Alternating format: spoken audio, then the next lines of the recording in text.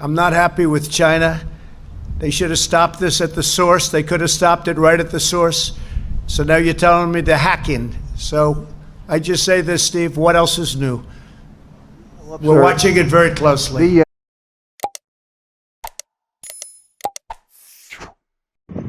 Oh my, oh my, oh my, oh my. Who could have thought? Today, I'm a bit excited because not only Henry's network and not only my viewers and not only you, by the way, if you haven't subscribed to Henry's network, you should, because Henry's network is not the only one that thinks that China is sneaking on other countries as they are busy fighting a virus that its lead spread that escaped from it. It is busy sneaking on them, wanting to become the first one. In the first place, yes, of course, in the first place, everybody thought that that's why China let the virus spread, because it was becoming a superpower. But now it is even proving them right? Yeah. Surprisingly, I'm not the only one I'm not the only one that thinks that China is really doing this. I'm not the only one that thinks that China should be held accountable. And it is really using the coronavirus to its advantage. Besides, China is not the only one using the coronavirus to its advantage. The political parties in the US, political leaders, the US, by the way, is in elections. I'm talking too fast because there's a lot of wind blowing outside. So US is in elections, and they are all basing, their manifestos on the coronavirus, actually on China, which has become the center of attention, which actually sucks, which has actually become all news and very, very, very boring. Why don't we just watch the video and see? If you haven't really subscribed to this channel, I think you should. You should subscribe to this channel. You should support it. You should share it, so that we can get to the bottom of this. Trust me.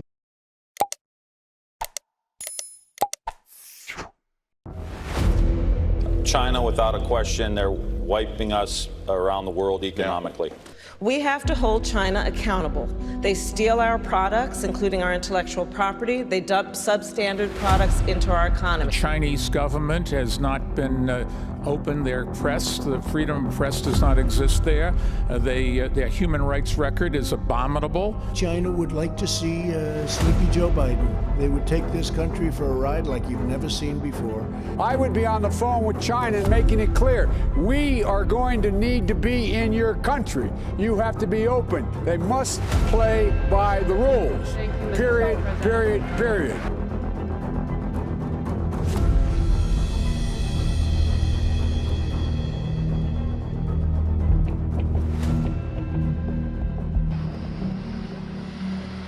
Perhaps it's a surprise to no one that China looks set to be a major topic in the 2020 US presidential election. From the 2016 campaign to the Trump administration, the current president of the United States has put China at the center of his policy and political ideology. The political establishment has followed in his footsteps, and COVID-19 pushed this obsession into overdrive. On April 24th, Politico reported that the National Republican Senatorial Committee distributed a memo instructing Republican candidates to address the coronavirus crisis by aggressively attacking China. 3 lines are suggested. China is covering up COVID-19, Democrats are soft on China, and Republicans will impose sanctions on China for its inability to control the pandemic. And inevitably, the Republican critique invited a counterattack from the Democratic Party. Each side is now trying to one-up the other in the who's tougher on China debate.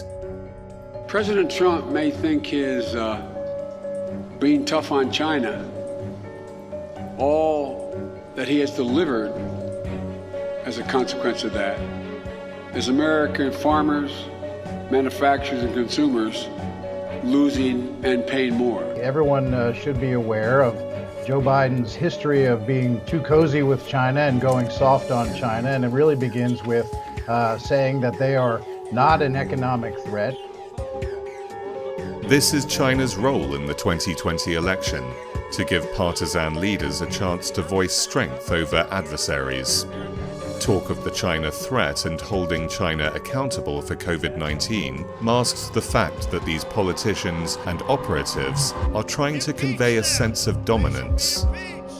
Remember last year when China and the United States are locked in the trade war, President Trump also said that China wants him gone. Wanted to have a softer Democratic present time, the House Democrats, and also Joe Biden himself recently also toughened his tone on China. So overall, I think this is not a pure Republican strategy. Democrats also wanted to criticize China. It is just that they want to criticize Trump more. At this point, Democrats wanted to make the election of 2020 a national referendum on Trump himself. And in all honesty, public opinion gives them a reason to do so. Pew Research Center's recent poll suggests 66% of Americans view China unfavorably, and 62% believe that China is a major threat to the US. Across the political spectrum, more and more Americans have a negative opinion about China. Where public opinion goes, politicians are likely to follow.